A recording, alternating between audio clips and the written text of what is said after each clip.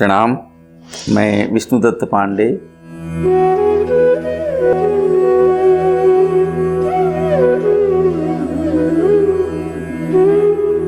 दार्शनिक लोग दुख से क्यों शुरू करते हैं? देखिए, दुख से शुरू करना ही पड़ेगा, क्योंकि अगर हम आत्मसंतुष्ट हो जाएं, हमें लगे कि नहीं हम जैसे हैं वैसे भले हैं, जीवन में कोई कमी नहीं है, तो फिर हम इससे विकास नहीं चाहेंगे, इससे निकलना नहीं चाहेंगे, इससे छलांग लगा के उत्क्रांति नहीं चाहेंगे। विकास ही हमारे जीवन का रुक जाएगा। हम देखते हैं कि भारतीय दार्शनिक जितने संप्रदाय हैं, चाहे वो वैदिक हों चाहे वो नॉन वैदिक हों, 6 दर्शन जो अपने यहाँ वैदिक हैं, सांख्य, योग, न्याय, वैशेषिक और मीमांसा और वेदांत। इसके अलावा जो अवैदिक दर्शन है, चाहे जैन दर्शन है, बौद्ध दर्शन है, चारवाक दर्शन है, जो भी हो, दुख की मान्यता तो सब में है और दुख को ही मान के सब लोग आगे बढ़ते हैं, उससे मुक्ति का मार्ग निकालते हैं, तरीका निकालते हैं सारे दार्शनिक संप्रदाय। एक सांख्य कारिका नामक किताब है सांख्य दर्शन की, ईश्वर कृष्ण की लिखी हुई सांख्य कारिका। उसकी शुरुआतें ऐसे होती है कि दुःखत्रयाभिघातात् जिज्ञासा तदवघात के हेतु।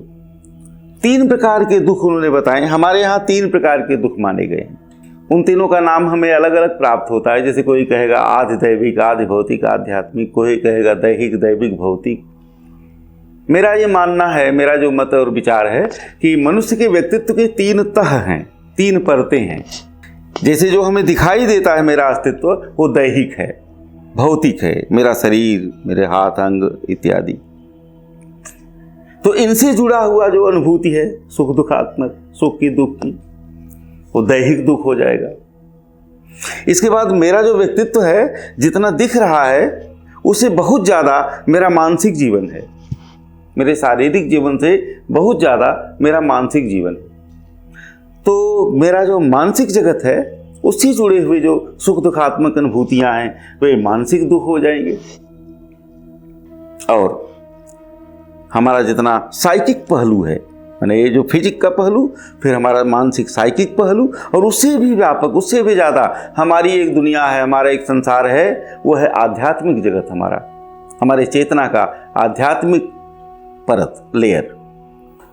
तो इस तरह से हम देखें तो 3 दुख, उनसे जुड़े हुए 3 दुख हमारे पास हैं, दैहिक दुख, मानसिक दुख और आध्यात्मिक दुख। हमें अध्यात्म ढंग से न सूझे, उससे जुड़े हुए जो कष्ट हैं, उन्हें हम आध्यात्मिक दुख कहेंगे।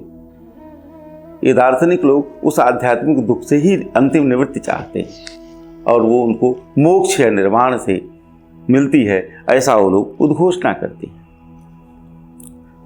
तो दुख भारतीय दार्शनिक प्रणालियों में सर्वमान्य है, लेकिन बौद्ध दर्शन इस मामले में बाजी मार ले जाता है। महात्मा बुद्ध ने 4 आर्य सत्य खोजे। 12 साल अपने सन्यास जीवन में महात्मा बुद्ध घूमे। 6 साल घूमते रहे, 6 साल उन्होंने समाधि लगाई और उन्होंने जो सत्य प्राप्त किया जीवन का, वो पहला सत्य है दुख है। जीवन में दुख है, इसको आर्य सत्य कहा गया। उनकी मौलिक खोज कही गई। दुख खोजने को महात्मा बुद्ध की मौलिक खोज कही गई। वह दुख जो हमको, आपको, सबको ज्ञात है। बात समझ में नहीं आती कि जो सर्व ज्ञात है, सबकी सर्वसुलभ चीज है, उसको बौद्ध दर्शन क्यों पेटेंट कराए कि दुख मौलिक खोज है भगवान बुद्ध की। तो इसे समझना पड़ेगा।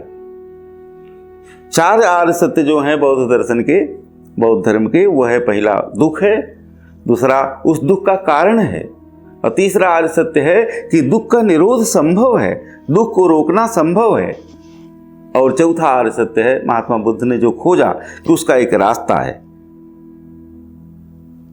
इस रास्ते पे चल के, वो 8 स्टेप वाला रास्ता है, उस पे चल के कोई भी निर्वाण यानी दुख मुक्ति प्राप्त कर सकता है, दुख से निवृत्ति प्राप्त कर सकता है।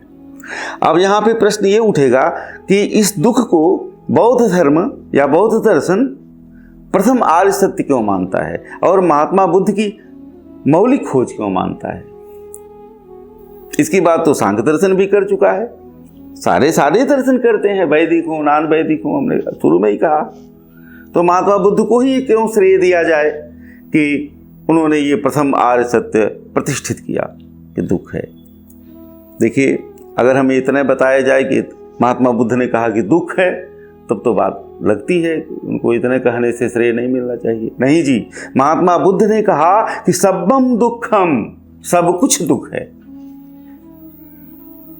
जैसे जीवन में हमारे सामान्य अनुभव है कि जीवन में सुख भी है, दुख भी है, हो सकता है दुख ज़्यादा हो, सुख भी है।